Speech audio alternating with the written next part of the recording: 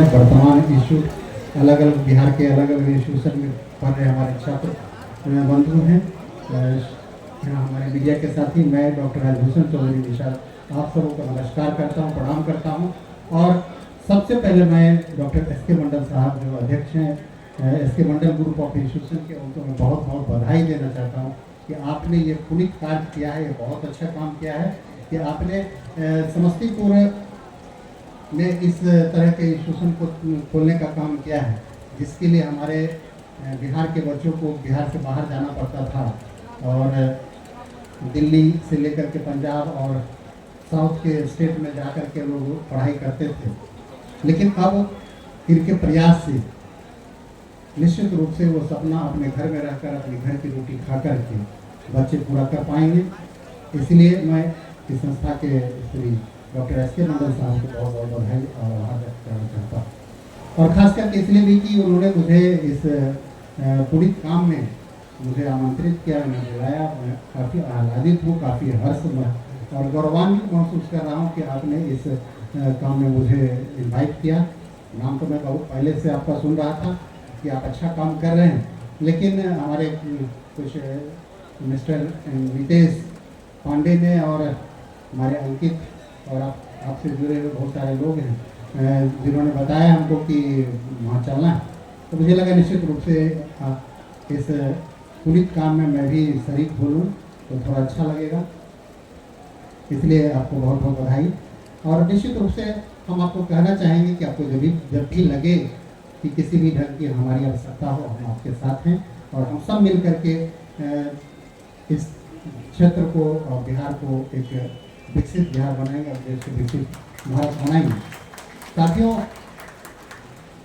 बिहार या देश की जो आबादी है, उस आबादी में सरकार अपने बल पर बहुत सारी चीज़ें नहीं कर सकती। इसके लिए निश्चित रूप से हमारे इन्वेस्टर, हमारे प्राइवेट पार्टनर्स को आगे आना होगा, तभी जा कर के लोगों को रोजगार भी मिल पाएगा, लोगों को शिक्षा भी मिल पाएगी, लोगों को स्किल डेवलपमेंट भी हो पाएगा। इस क्षेत्र में काफ़ी प्राइवेट लोगों का भी, प्राइवेट संस्थानों का भी काफ़ी बड़ा योगदान रहा है। और हम सब जब बिहार से बाहर जाते हैं तो लगता है कि बहुत सारे ऐसे कॉलेज हैं जहाँ पर लगभग 60 to 70% बच्चे जो बिहार के पढ़ रहे हैं, तो लगता है क्या बिहार में ऐसे इंस्टीट्यूशन नहीं हो सकते थे क्या? लेकिन आपका एक प्रयास बहुत सराहनीय है और इस क्षेत्र में बिहार में लगातार प्रगति किया है। आप सब जानते हैं कि 2005 से पहले बिहार में अगर हम इंजीनियरिंग कॉलेज की बात करें तो मात्र 4 इंजीनियरिंग कॉलेज हुआ करता था, इंक्लूडिंग MIT। क्योंकि झारखंड और बिहार का बंटवारा हो गया था, तो उस कंडीशन में मात्र बिहार में 4 इंजीनियरिंग कॉलेज हुआ करते थे और आज 2025 में 22+ इंजीनियरिंग कॉलेज है। पहले कोई भी बड़ी इंजीनियरिंग कॉलेज, कोई बड़ी संस्था नहीं थी। आज बिहार में IIT है जो 2008 में स्थापना हुई, NIT है, आर्यभट्ट नॉलेज यूनिवर्सिटी है और BIT सिंदरी जो झारखंड में चला गया तो BIT पटना की स्थापना की गई। जहाँ तक पॉलिटेक्निक कॉलेज की बात करें तो 2005 से पहले मात्र 12 से 15 पॉलिटेक्निक कॉलेज हुआ करते थे और अब 60+ इंजीनियरिंग कॉलेज पॉलिटेक्निक कॉलेज हमारे बिहार में है। जहाँ तक नॉन गवर्नमेंट यानी प्राइवेट पॉलिटेक्निक कॉलेज की बात है तो पहले बहुत कम था, आज 100+ पॉलिटेक्निक कॉलेज हमारे बिहार में प्राइवेट इंस्टीट्यूशन हैं। सीट की संख्या की बात करें तो हमारे पास 2005 से पहले मात्र 5000 से भी कम पॉलिटेक्निक स्टूडेंट के एडमिशन लेने की क्षमता थी। आज हम 60,000 से ज़्यादा पॉलिटेक्निक स्टूडेंट एडमिशन लेने में सक्षम हैं। निश्चित रूप से एक बड़ा डेवलपमेंट है और इसमें प्राइवेट इंस्टीट्यूशन का बहुत बड़ा योगदान रहा है।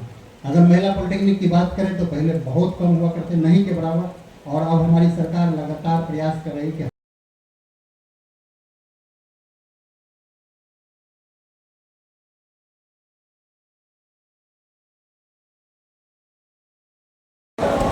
भाई एस के मंडल साहब, बहन मोनी रानी जी को मैं हृदय से बधाई और धन्यवाद करता हूं और इसलिए कर रहा हूं कि आप लोगों ने वास्तव में एक ऐसा लकीर आपने खींचा है इस क्षेत्र में जो लकीर को पार करना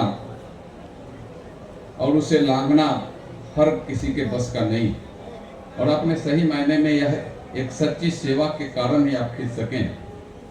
आपकी सेवा जिस तरीका से डॉक्टर राजीव रंजन जी बता रहे हैं, मैं भी लगभग 2005 और 7 से आप व्यक्तिगत तौर से आप मुझसे जुड़े हुए, और आप जहां से शुरुआत कर करके जहां अभी पहुंचे हैं, मैं यह कह सकता हूं कि आपका कदम लगातार बढ़ रहा है और समाज सेवा और सच्ची निष्ठा के अनुसार, और जो आप पे संकल्प लेते हैं उसको सिद्ध करते हैं, इसके अनुसार ये आगे बढ़ रहा है। यह आपके संकल्प में है। हमारे देश के यशस्वी प्रधानमंत्री संकल्प से सिद्धि तक की यात्रा लगातार कोई भी योजना, कोई भी विशेष रूप से जो व्यवस्था इस देश के निमित्त लेते हैं, तो संकल्प लेते हैं, उसको सिद्ध करने के लिए कोई कोर कसर नहीं छोड़ते हैं और धरती पर उतारते हैं। आप भी अपने इंस्टीट्यूट के स्तर पर भी गांव गरीब का कल्याण हो, गांव में पढ़ने वाले बच्चों को सही जगह पर और नज़दीक में उनको शिक्षा प्राप्त हो, और यह आपका तो शिक्षा, यह इंस्टीट्यूट तो सीधे आपके रोजगार से जुड़ा हुआ। यहाँ से बच्चे पढ़ करके, बच्चियाँ पढ़ करके निकलेगी तो सीधे रोजगार से जुड़ जाएगी। यह रोजगार मुखी शिक्षा आपका है, यह रोजगार को और मजबूत करने वाली शिक्षा है। और हमारे प्रधानमंत्री जी का भी है, सबका साथ, सबका विकास, सबका विश्वास और सबका प्रयास। आपके प्रयास से सबके विकास के कदम आगे बढ़ रहे हैं, इसको मैं कह सकता हूं। आपका जो प्रयास चल रहा है वह सबके विकास को आगे बढ़ाने का काम कर रहा है। यह विकास से यह देश को आगे बढ़ाने में, इस राज्य को आगे बढ़ाने में सक्षम हो रहा है। हमें लोकल को वोकल, यानी लोकल इंस्टीट्यूटों को भी एक बड़ा महत्व देने का काम कर रहे हैं। लोकल स्तर पर आप यहाँ भले समस्तीपुर में है, पूर्णिया में है, मधेपुरा में, लेकिन उसका आगाज पूरे राज्य और पूरे देश में हो रहा है। यह भाव हमारे लोगों के अंदर जाता है कि आप यहाँ लोकल स्तर पर भी इंस्टीट्यूट को कितना ऊंचाई तक ले जाने का काम कर रहे हैं। यानी इसके सीधे यह प्रतीक होता है कि आप उसमें निष्ठा से, आप उसमें श्रम कर रहे हैं, परिश्रम कर रहे हैं। कोई उसमें बार्गेनिंग का नाम का कोई जीरो टॉलरेंस है, बार्गेनिंग नाम का कोई चीज नहीं है।